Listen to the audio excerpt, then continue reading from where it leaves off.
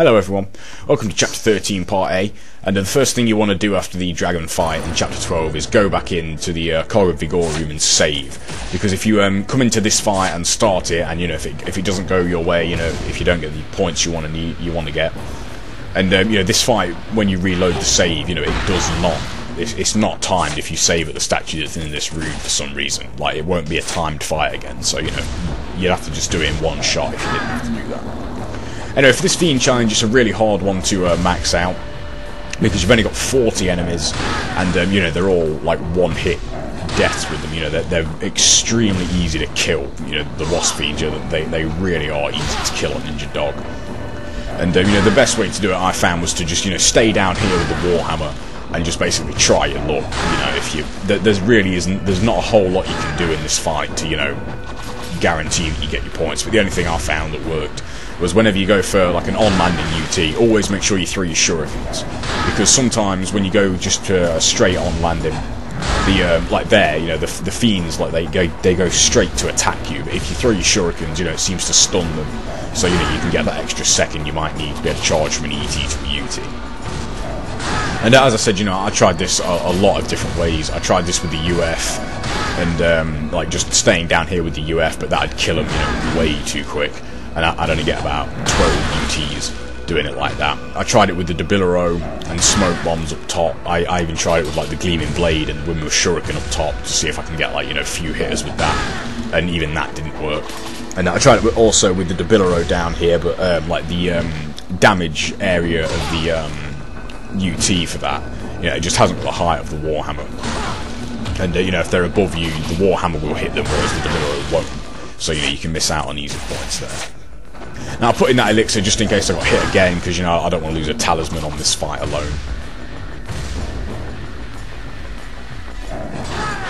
And that's what I was talking about. With the Debilero UT, that wouldn't have killed him, whereas the Warhammer's a lot better. And again, I was getting a bit short on time here, so just swapped over to the Incendiaries and just kill the rest as fast as I can. And then I hit him, and I open the chest, just freeze the timer just to make sure I make that time limit.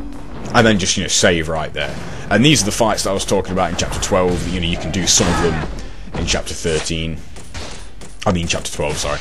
You can do some of these in Chapter 12, and it makes the time limit for Chapter 12 and Chapter 13 a lot easier, but I want to show what is possible in the relative chapters. I don't want to, mislead anyone when it comes to the chapter scores. Now you can use what you can normally do on any difficulty apart from Ninja Dog. You can use the fire wheel trick that Kiori showed, and it's basically you just light up your fire wheels after you do a UT, and you have enough time to charge another UT in the time it takes for them to get back to you, and the fire wheels dissipate. But with Ninja Dog, as I said, it's extremely easy. They just haven't got the health to do that. One UT and one hit from the fire wheels will kill one of these, so you can't use that to charge up other UTs. Another thing that's also worth mentioning on these fights, when you figure out how you want to play them out, your opening UT, always make sure you've got Armlet of the Sun on for that, because a UT with just Celerity, unless it hits them into a wall, won't kill them, and then you have to waste time and you won't be able to get 3 UTs because you have to attack that one again to kill him. Whereas with Armlet of the Sun, it just kills them straight away. Now this fight is pretty straightforward. You've got 3 of these to kill, and obviously you just want to take out 2 of them as quick as you can, which is obviously just use the low health UF, and then the last one just get as many Debilero UTs on them as you can. I don't want to talk about a general rule of the ghouls, the zombie enemies. Whenever you get a ground UT on them, like the Debilero or the Warhammer, as long as it stuns them, or they do, or the ending attack, coincides with you starting your UT, and it stuns them, you'll always have enough time to charge another UT again, and you'll see what I mean here. See, the UT stuns him, and then I can just charge again, and even though he's going to attack me, I can just keep on charging, and that'll coincide with the end of that UT, and I can just carry on charging and getting loads of quick UTs in here. Now here's where I mess up. I should have, I didn't take into account that the swapping weapons resets reuse stance for UT charging. I should have jumped away here to get that extra UT, but he would have hit me and I'd have failed time, so I just ET'd him. Anyway, after this, just go and save and pick up the talisman if you can. I'm actually maxed out on them here, so I can't pick any up. But just go back and save and just do a no-look UT with Sun equip like we did in Chapter 8 for this fight. And here's the fire wheel trick I was talking about, which Kiori first shown in one of his videos. Light it up, and if all goes well, they'll just get stunned by it and get hit away from it.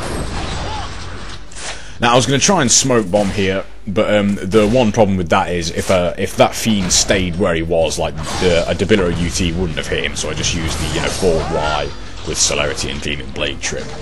And again, just go back and save right there, and reload and respawn them and kill them.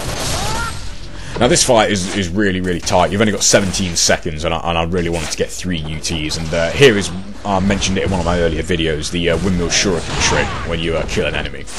As you can see, I've only got 2 UTs, but I've still got an enemy left.